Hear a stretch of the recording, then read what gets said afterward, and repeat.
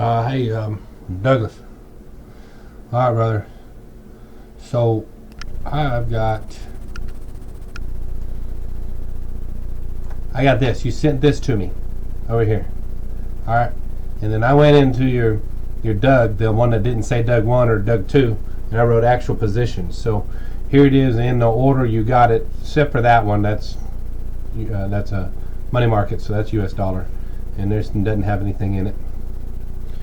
Right, so your Fidelity growth, trending to sell, short term is only 50%.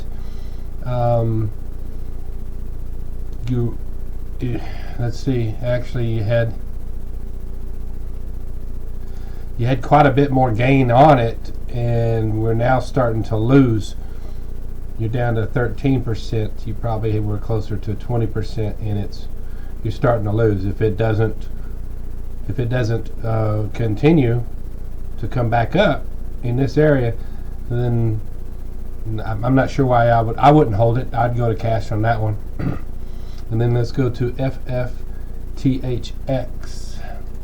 So FFTHX, out of all those indicators, it's a 56% buy.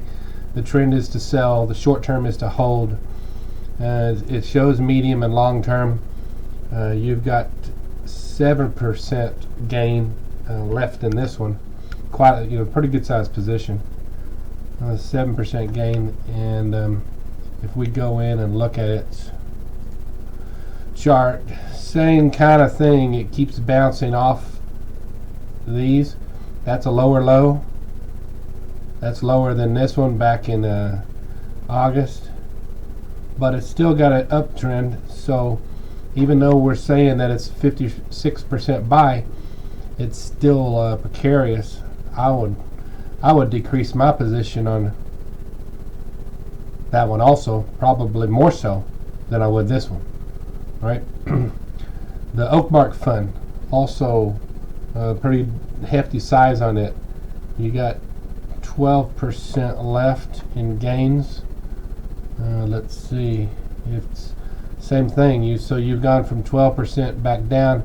We made a double bottom. These two are lower than this one. No, it's not. So we could have some strength.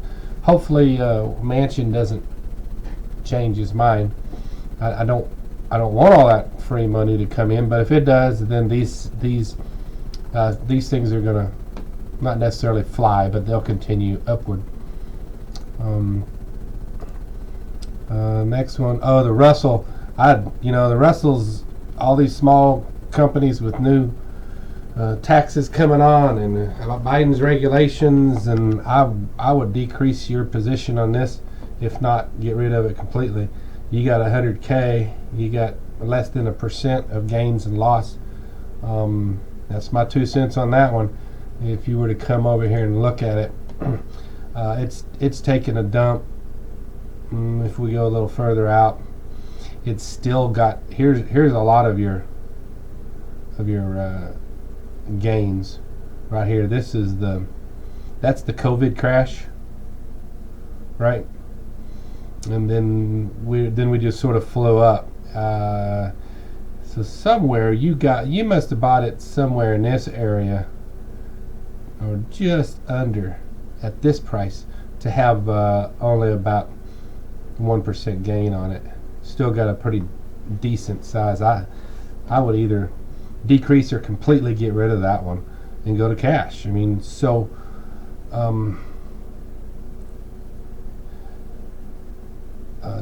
Douglas, let's go back here. And then these two here, these are your high flyers. I mean, you've got the smallest positions in the ones that I suggested is going to be really good moves. There's a lot of room in these things. I understand you want to ease into it because it feels risky taking advice from someone other than a mutual fund guy. But hell, we're pushing 30% on both of these. And then Amazon, it's got hang on, where did that one go on Amazon? So Amazon is channeling here, right? And the fact that it didn't make it all the way to the top of the channel, it shows weakness, right? But that doesn't mean it's going to break down below this trend line.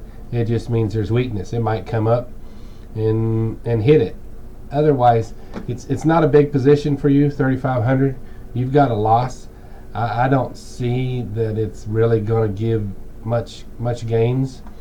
And let's see, what is the bar chart says? Sell it, hold it, medium 50%, long term 50%. So all the indicators aren't real thrilled with it either. Of course, if the administration starts mailing out money to everybody, well then that's what we do. We buy stuff from Amazon. If you do decrease your amounts and get rid of this one, you're going to have a bunch of cash, right? You're not really going to have a lot of tax to pay on that. Well, first of all, this is an IRA, and 13%, 12%, not even 1%. And then we can look about moving it into something. So if we go back to, I saw where you put a Doug 2 and a Doug 3. I don't know if we listed.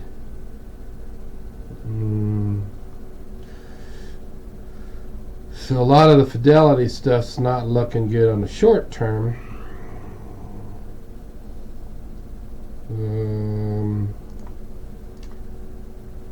I thought we added a whole bunch. Oh, that's right. You went to self-directed, so you don't need.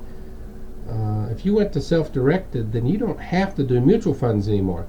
You can actually go with ETFs, which is probably better because you're going to have like less fees. But you still got to look at this thing once 5 minutes once a week, and then you would have already been out. I think if you would do it and just make some trades. Let's go back here. You would probably already be out of a couple of these because you would see the trend changing. And you'd call and ask me, and I'd say, yeah, there's nothing. Cash is a great place to be when things are changing direction. This one right here for sure. Oh wait, yeah, this one right here for sure. You would have seen the change in direction.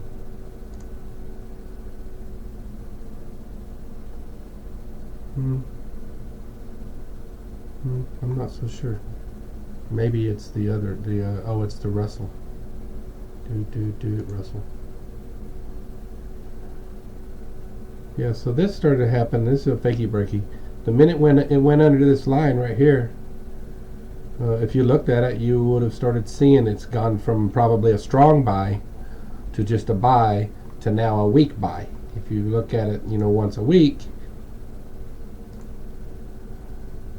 you would have seen it here and then here and then this dip and then another dip, and then it might come down and make another dip. It might not, but either way, taking a quick look at this once a week and asking me questions, man, I'll get it to where this stuff just comes easy for you. I'm gonna go right back to this. Oh, sorry. Beep, beep. Watch list.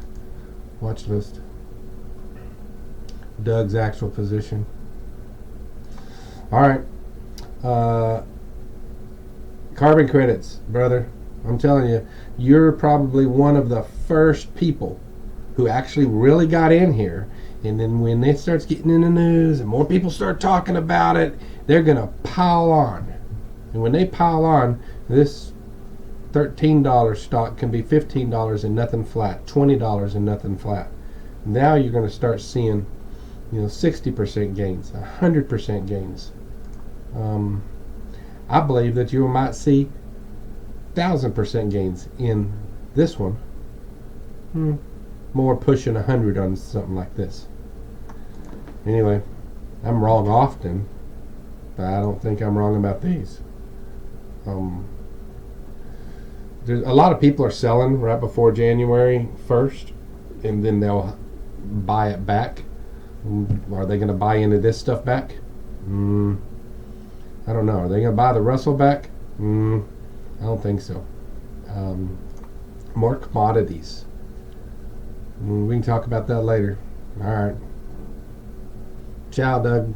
That's my 3 cents.